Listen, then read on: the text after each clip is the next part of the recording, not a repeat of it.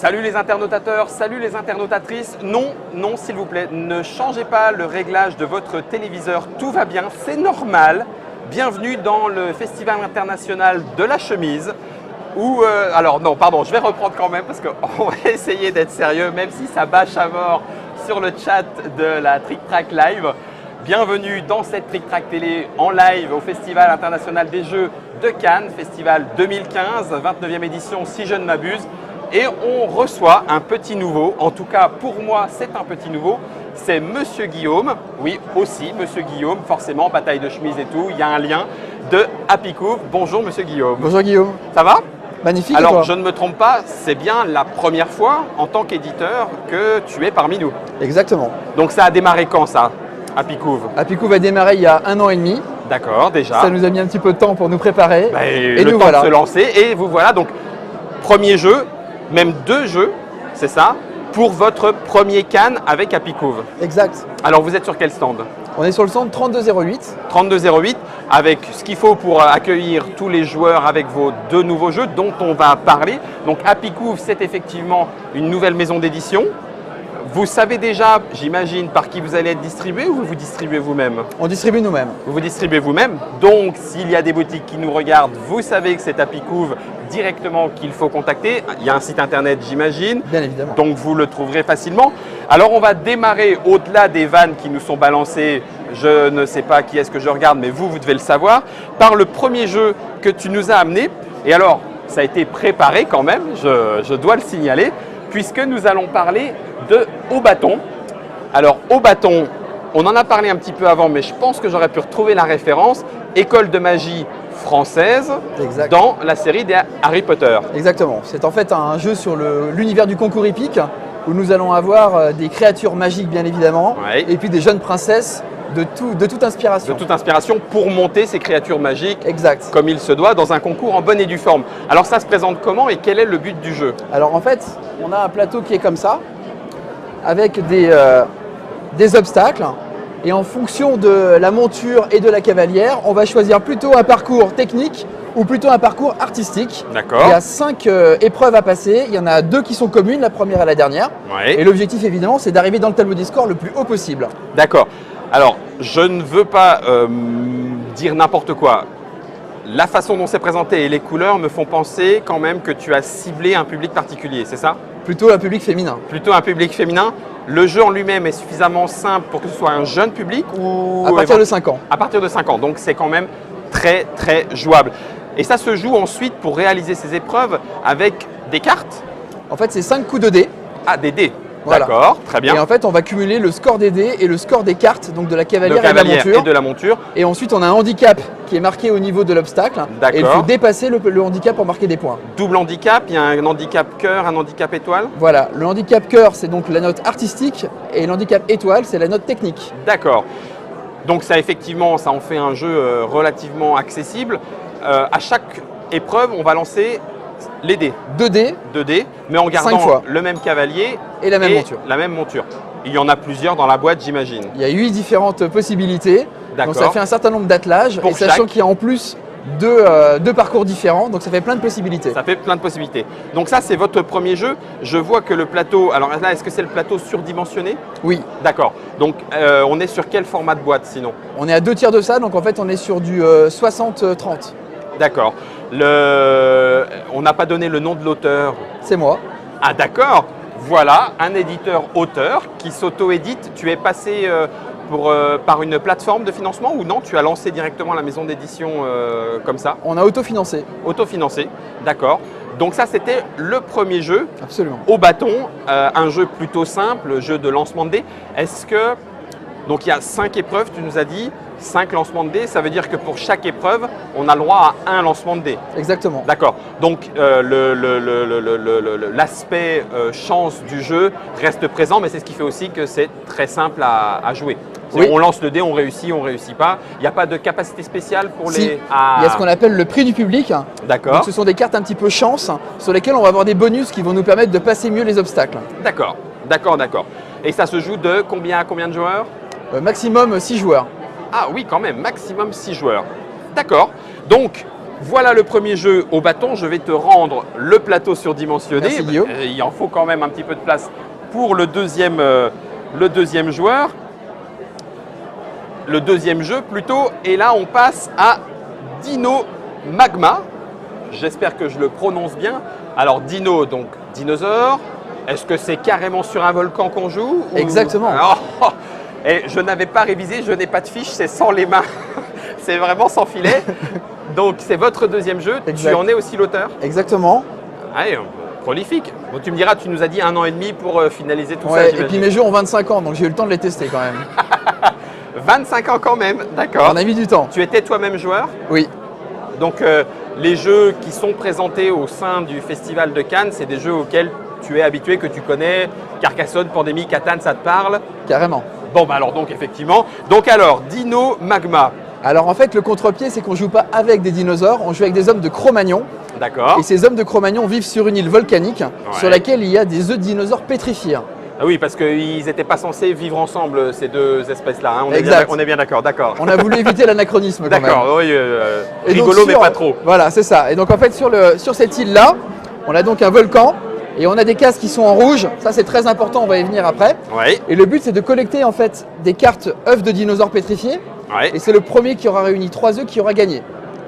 D'accord, donc ça veut dire qu'il va falloir, c'est un jeu de parcours Exact. et aller ensuite récupérer tel et tel objectif. Donc là, tu nous dis 3, il y en a combien 1, Il y en a 2, six 3, possibles. 4, 5, 3 sur 6. Voilà. D'accord. Le petit handicap, c'est qu'on est des fois sur des cases rouges.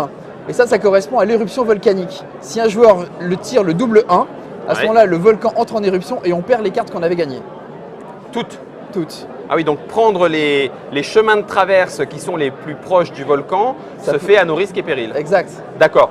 Tu dis 2D, ce sont 2D6. Exactement. Donc on peut le ranger, je pense que les internautateurs et internautatrices seront d'accord avec nous, dans ce qu'on appelle, me semble-t-il, un roll and move. Exact. Je lance le dé et je bouge, qui fait partie de ces mécanismes classiques du jeu. Et donc du coup, les joueurs sont en terrain connu. Donc celui-ci est dans le même format de boîte qu'au bâton. Exactement le même, ouais. D'accord. Donc tu disais à peu près format 2 tiers de ça, à peu près. 2 tiers. Ouais, c'est peut-être même un peu plus grand que ça. Tu en es l'auteur, qui en est l'illustrateur? Chloé Massin, qui est salariée de Apicov.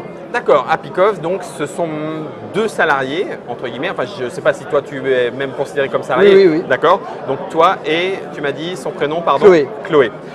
Ok. Je crois que je n'ai pas demandé le prix. Alors en fait, on est sur 2 jeux qui vont être commercialisés à 25 €.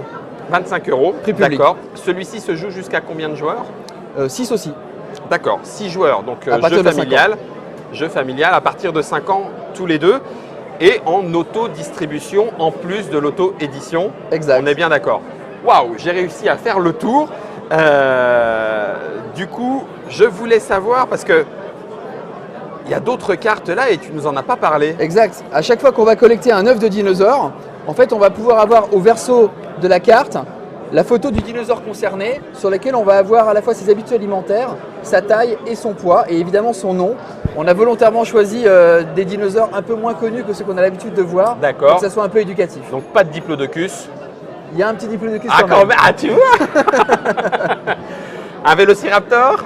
On a mis aussi un Ah vélociraptor. bah Il est là. alors, bon alors, bah oui forcément, ça reste quand même particulièrement emblématique. Alors j'en profite pour vous dire, vélociraptor, dinosaure, est-ce que ce sera un thème à la mode? Je n'en sais rien, on vous parlera d'un autre petit prototype. Alors j'en Qui est profite. formidable en plus.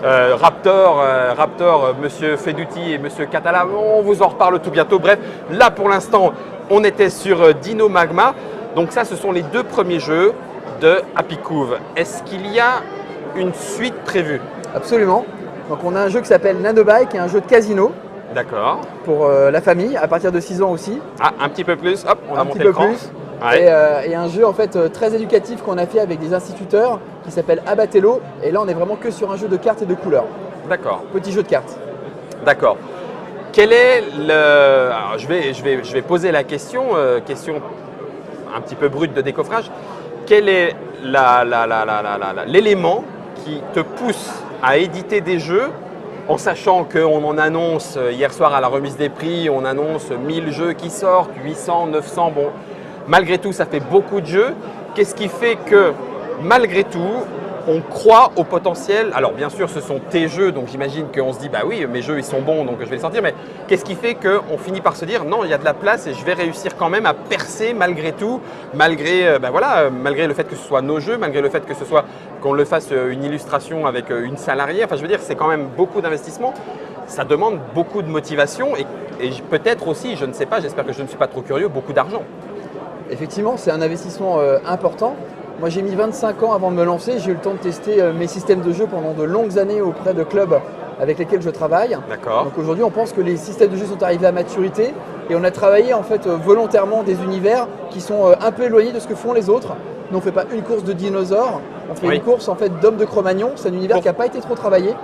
D'accord, pour trouver des œufs de dinosaures. Exactement. Donc on essaie d'apporter de l'originalité et puis surtout on se positionne volontairement sur des jeux extrêmement simples et rapides avec des parties qui vont durer maximum un quart d'heure. Oui. Et on pense que c'est un des credos aujourd'hui des parents. C'est un créneau familial, très familial. Du coup, alors autre question, parce qu'on se dit sur ce type de jeu, ces illustrations, les thèmes choisis, les mécanismes choisis, on s'attend à ce que ça soit des jeux grand public, peut-être très grand public. Est-ce que ce n'est pas contradictoire ou est-ce qu'en tout cas ça ne serait pas difficile de marier ça avec une autodistribution? En théorie, tu as raison. Aujourd'hui, on essaye, nous, d'attaquer directement, en fait, on va dire, les grands réseaux spécialisés. D'accord. Et on a un accueil qui est très favorable avec nos jeux pour deux raisons. D'abord parce que le système de jeu est extrêmement simple. Oui. Et ensuite, on est un des rares à afficher le Made in France. Nous, on fait travailler l'industrie française. On affiche ça sur les boîtes. Ils sont fabriqués en France. Ils sont fabriqués en France, conçus en France, sur une idée française, monsieur. Ah, donc tu es d'origine française? Absolument.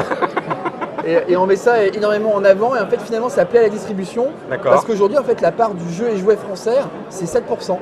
Donc il y a très peu d'acteurs. D'accord.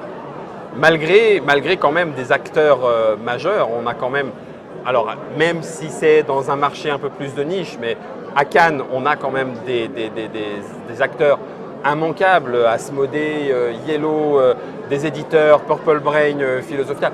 Même si effectivement ça reste encore un secteur, on dirait un peu corps, il y a aussi le secteur grand public. Alors tu dis 16% pour cette part, 7% pour cette part. Fabriqué, hein, fabriqué. Ah d'accord, pardon, ok, alors là je reprends un petit peu les choses. Ok, pas par rapport à l'édition. 7% de fabriqué en France, exact. On va dire. D'accord, et donc ça en fait un argument, on va oser le mot, un argument marketing pour ensuite le placer. Eh bien écoute Guillaume, merci à toi, merci d'être venu nous présenter tes deux jeux. Tu en as d'autres j'imagine, donc on se retrouvera certainement, alors peut-être même qu'on en fera une partie dans la Trick Track Télé à Orléans. Peut-être même qu'on se retrouvera l'année prochaine pour la suite à Cannes, la suite de Happy Couve. Alors la baseline c'est Don't Worry Be Happy, quelque chose comme ça. Correct. Merci en tout cas d'être venu, merci d'avoir osé le battle de chemise avec moi. Grâce à toi, j'aurais pu être bizuté, oui, j'ai tout lu, j'ai bien vu. Et puis en tout cas, on te souhaite un très bon salon, merci, très bonne continuation.